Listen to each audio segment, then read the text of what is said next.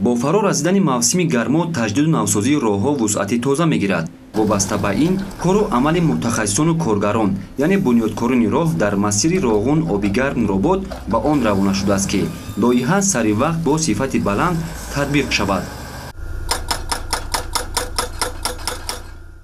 дар ин шабу рӯз корҳои заминӣ аз ҷумла тахту ҳамворкунии роҳ вусъат ёфта истодааст. бунёду навсозии 15 пул ва 3 нақби мошингузар ҳам бо маром идома дорад. барои вусъат ёфтани корҳо дар маҳалли наздик ба сохтмон насби дастгоҳу таҷҳизоти корхонаҳои коркарди сангу шағал ва истеҳсоли асфалт оғоз гардидааст. лоиҳаи сохтмони роҳи мошингарди Роғун Обигар Нуробод идомаи иқдомоти давлату ҳукумати мамлакат ҷиҳати ба кишвари транзитӣ табдил додани Тоҷикистон мебошад ва кор дар ин масир аз моҳи июни соли 2021 оғоз гардид.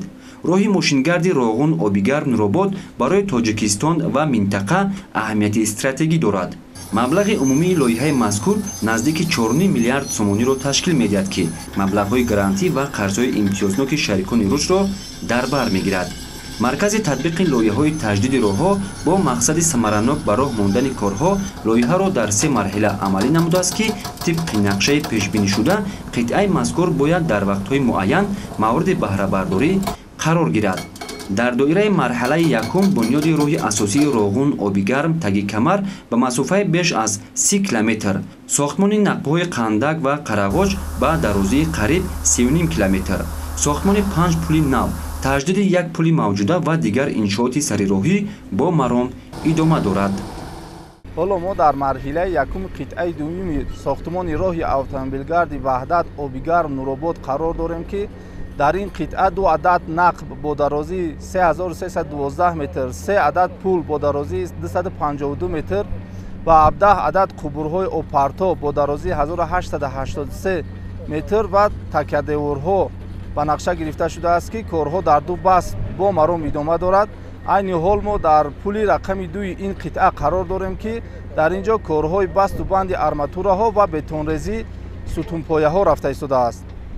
айни замон нақби Қандак ки беш аз 1600 метр дарозӣ дорад, корҳои таркишиву бурудкунонӣ дар ин қитъа пурра ба анҷом расонида шуда, насбу василкунии арматурбофӣ ва оҳану бетонхобонӣ бо сатҳу сифати баланд идома дорад. дар нақби Қарағоҷ бошад, мутахассисону коргарони маҳаллӣ бо як дилгармӣ барои бо сатҳу сифати баланд анҷом додани корҳои зарурӣ саргарми кор мебошанд. мо дар нақби мазкур дар васлу насби арматур қарор дорем. мо кӯшиш мекунем ки корро бо сатҳи баланд ба анҷом расонем. тармакунонӣ ва корҳои таркишӣ, инчунин арматурбандиву бетонхобонӣ дар нақби Қарағоҷ бо сатҳу сифати баланд идома дошта, дар рафти иҷрои корҳои сохтмонии он наздики 150 мутахассиси дохиливу хориҷӣ машғули кор мебошанд. дарозии нақби Қарағоҷ 1700 метр ва паҳнои он 7 метрро дар бар мегирад ки баъди мавриди истифода қарор гирифтани ин нақб дар оянда рафту омади мусофирон хеле осон ва вақти камро дар бар мегирад. айни замон дар бунёду навсозии ин қитъаи роҳ техникаву механизмҳои замонавӣ истифода гардида, зиёда аз 280 нафар коргарон ки бештари онҳоро мутахассисони маҳаллӣ ташкил медиҳанд, дар татбиқи ин лоиҳа саҳми арзанда мегузоранд.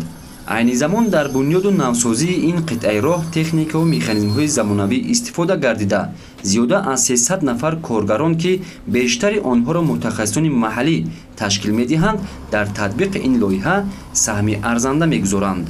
ба таъкиди муҳандисон дар минтақаҳои баландкӯҳ роҳ то ҳадди зарурӣ паст ва паҳноияш васеъ карда мешавад ки ин тадбир ба хотири таъмини бехатарии ҳаракати воситаҳои нақлиёт дар тамоми фасли сол амалӣ мегардад.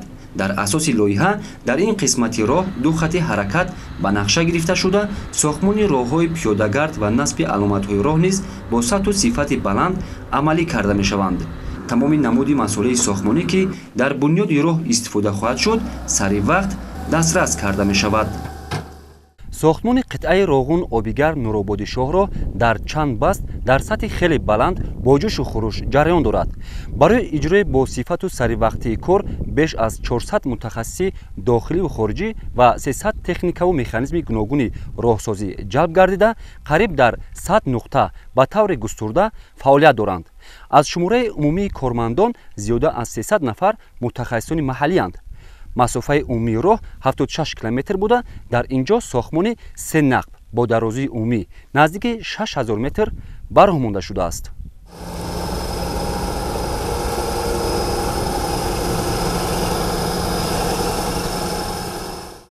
марҳалаи дуюми лоиҳа қисми боқимондаи роҳи асосии таги камар нуробод ва роҳи байнидеҳавиро дар бар мегирад.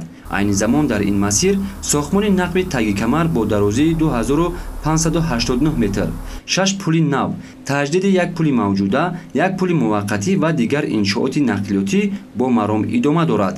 аз ҷумла бо талошу заҳмати роҳсозон корҳои ҳаффорӣ дар нақби мошингузари таги камар наздики 500 метр иҷро шудааст. дар қисмати ғарбии нақб бошад корҳои зарурӣ барои кандани он бо маром идома дорад. то имрӯз дар марҳалаи дуюми ин масир наздики 2 миллион метри мураббаъ корҳои хоканӣ ба итмом расонида шудааст.